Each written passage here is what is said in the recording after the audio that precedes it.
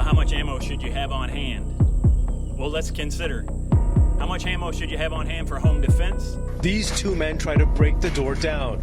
After the sixth try, the door's open, but they're scared off by... How much ammo should you have on hand for community defense? Things like a civilian response to an active shooter. Chilling new video has surfaced of the deadly airport attack in Fort Lauderdale.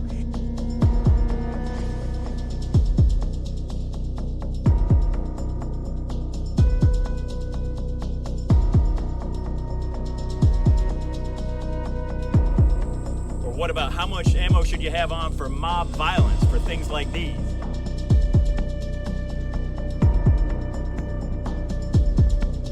And in the worst possible case scenario, how much ammo should you have on hand for war?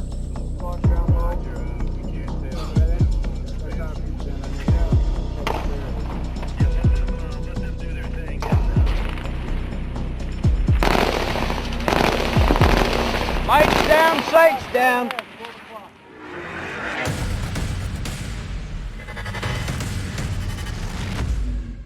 All right, everybody, many people have asked the question, how much ammo should you have on hand, or how much ammo should you store? And I want to give you a real-world answer based on a common sense formula that you can use to determine how much ammo you need to have on hand. Now, as you figure out this common sense approach, it's going to be based on the given possible scenarios that you would fall into that you would need ammo. You already know you need guns. And if you haven't seen the video I posted on the 3 guns that you need to own now, that link is in the description, and I would suggest you watch that video. But ammo storage could be calculated on the basis of 5 different scenarios. The first being home defense, the second being community defense, or preparing for an active shooter, or some other small-scale weapons engagement. Then there's the ever-increasing possibility of mob violence, number 3. And then number 4, there's always the potential that we have to prepare for war, but we hope that never happens, and let's pray that it doesn't. And then number 5, total apocalypse, which you won't be prepared for anyway, even if you have the most ammo or you're an ammo manufacturer. So forget about that one. So for all intents and purposes, if we prepare for the worst, which in our case, we're ruling out the apocalypse because your guns won't do you any good, but we prepare for war and we get less than that, then we'll always be prepared. And so let's talk about a war-type preparation and what ammo you should realistically have on hand to prepare yourself for any and all situations that you would need firearms and ammo for use in a defensive or offensive situation. So before we get into the meat of the video, if you like video content like this and you want to help this channel, please like this video, subscribe to our channel, and hit the bell notification so you get notified when any content like this gets put up. All right, so now if we use the war scenario to calculate ammunition, and that'll give us enough ammunition on hand that we can prepare for any of the other scenarios that we talked about, we come up with a good common sense formula. And the way that formula works is this way. You have a primary weapon, and you have a secondary weapon, and then you have specialty weapons. So talking about war and a full combat loadout, we're going to talk about a primary weapon and a secondary weapon. And that will be like your AR-15s or your AK-47s or other reliable military-capable rifles. And then your secondary weapon, which would be your pistol or your handgun, your sidearm. And then when we talk about specialty weapons, those would apply to unique situations that might be used for portions of an engagement or portions of an operation, but they're not going to be used primarily or secondarily, and so they're specialty weapons. In our case, moving down the scenario list from war all the way down to home defense, we would be talking about things like sporting rifles, shotguns, flamethrowers, and Laws rockets.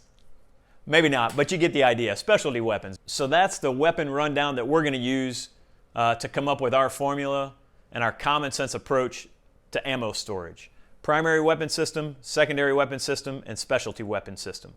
So for this example, we're taking our worst case scenario being war. So if we look back into history of our country and we look at, say, hey, the Civil War, it lasted a little over 4 years. We're going to use a 4-year multiple for everything that we come up with for our primary, our secondary, and our specialty weapon systems. So what we're going to do is take the primary loadout, the secondary loadout, and a specialty loadout, and we're going to figure out an annual amount that you would want to have on hand, and then we'll multiply that by 4, and that should be what you're preparing for minimally to have yourself prepared for any weapons engagement that you might encounter, and that'll give you a good basis to work from. Now, this does not include training ammunition. I train about once a week, and most of my training right now is with small arms, with particularly my concealed carry weapon. Now, for this example, we're going to use an AR-15 as our primary weapon system. And what you want to have with your AR-15 is you want to have a full combat loadout.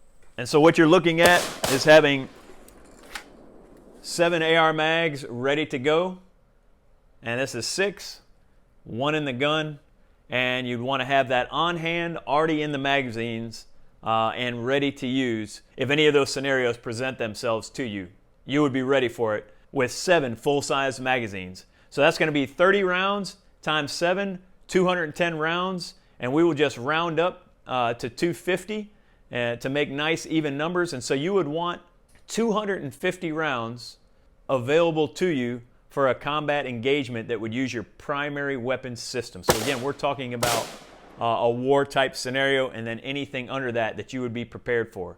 So you're talking about 250 rounds for your primary weapon system, and the way we're going to use the multiple, we're going to multiple by 4 years, but how many can we figure annually? And I just broke that up into quarters because worst case scenario, if you have one weapons engagement where you need 250 rounds of ammo, and that takes place once a quarter, you're in some really, really bad stuff. And so best case scenario, minimal loadout, we're talking about a full combat load for your primary weapon system, 250 rounds a quarter. So you're looking at 1,000 rounds annually, 4,000 rounds on hand of AR-15 for this example. In my case, you would want to have 4,000 rounds on hand for your primary weapon system, and that would last you out 4 years undoubtedly. And if, like I said, if you go over that, you're into some bad, bad stuff, and we're in an all-out possible civil war. And then you're going to have other ammunition storage come into play, where arms companies and things like that, manufacturers, would undoubtedly be on your side, hopefully, and that you would have access to more ammunition that's needed than what you have personally stockpiled. So that's what I focus on and try to have on for my primary weapon system, 4,000 rounds, and that does not include training ammunition. And so you want to factor in how much you want to train, whether you train once a week, once a month, once a quarter, and on that particular primary weapon system. All right, now let's talk our secondary weapon system. And for this example, I'm going to be talking about the Glock 19X. This will be my preferred secondary weapon system in this configuration with a drop leg holster for anything above community defense. And so when you're talking about mob violence or war, I would prefer that as my secondary weapon system, and I would not be worried about concealment in that instance in mob violence or war type violence. Now for either home defense or community defense, either I'm in my house or I'm out and about and I am carrying my everyday concealed carry. Glock 19 is my preference there. It's just a little bit shorter in the handle, which is the single greatest consideration when it comes to concealment. And so I would prefer this for those home defense situations, car defense, and or community defense, such as active shooter response or something like that, where I knew I could not employ my primary weapon system and I would want to have the advantage of concealment, where I can engage the threat, reconceal, engage a threat, and if necessary, reconceal, and that way I don't project to any potential multiple bad guys that I'm a good guy carrying a weapon. And so we're going to work off those two, the Glock 19X and the Glock 19. 15 rounds standard mags versus 17 rounds. We're just going to round up in this case, but you would want to have 3 to 4 full magazines for your secondary loadout. And so if you took 15 for ease of numbers, you're talking about 60 rounds as a full loadout. And if you did that once a quarter, you're talking about 60 times 4, just 240 rounds. If you just round that up to 250 and you multiply by 4 years, we're talking about 1,000 rounds of secondary weapon ammunition that you would want to have on hand, and you would be prepared for any and all situations that would come your way for a 4-year period. Now that does not include training ammunition. And ideally, in your secondary weapon system, and I know it's expensive, but you want to carry what you need to shoot for self-defense, and that's self-defense rounds. And that gets quite expensive, and so you want to build that up over time.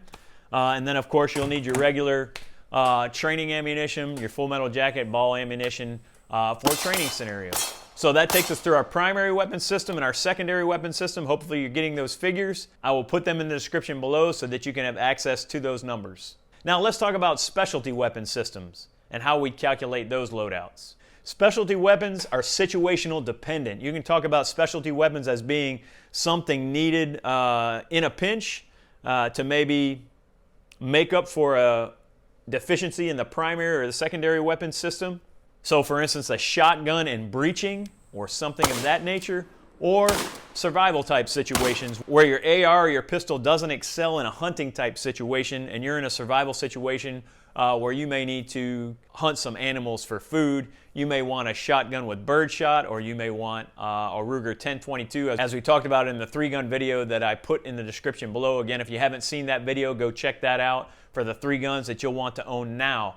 But specialty weapons are just that. So specialty weapon loadout like the 20 gauge shotgun that I use, as for an example, it holds 4+1, so a total of 5 rounds. And for specialty applications that I would want to have on hand that were going to be one of the self-defense scenarios that we talked about, not including my sporting activities, not including practice or training, I would want to have 3 full loadouts in each one of the shell sizes. So I would want to have 15 rounds at least on hand for that one engagement. And if I was talking about one weapon engagement per quarter annually, then I would want to multiply that by 4.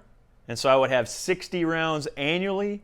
And if I was talking about being prepared for 4 years, I would want 240, let's just say 250 rounds of specialty ammunition. Considering it's a shotgun, I would want to have 250 rounds of that 20 gauge slug on hand, buckshot on hand, birdshot anywhere from number 2s down to number 5 or 6. And that would be a sufficient minimal storage quantity that I would be happy with for a specialty weapons system. Now, when it comes to .22 long rifle, the ammunition is so cheap relative to other ammunitions, even though it's more expensive now than it was before. You can literally afford to buy thousands and thousands of rounds of that, and that's what I have. I don't really calculate that loadout because I use it so much for small game hunting and plinking and things like that. I just make sure I have thousands and thousands of rounds on hand for that because I use it so often and I like the gun so much. And so if you have thousands of rounds on hand for it, you are good to go, no calculations necessary because it's just so cheap. It's not something you really have to plan and calculate for to have on hand. So ideally, that's all what you want to have on hand for your primary weapon system, your secondary weapon system, and any specialty weapons that you might think you need for those scenarios on into the future. Again, let me know how your numbers would differ for your primary, your secondary, or your specialty. Let me know how you would change up that formula, or why you feel you might need more or less on hand, and what you think about this common sense approach to ammo storage and how much ammo you should have prepared. And please, if you would, if you like this information and you want to help this channel, please like this video, subscribe to the channel, and hit the bell notification so that you can be notified whenever we put out more content like this. As always, I want to thank you for making the choice to defend yourself and those you love. God bless you and yours.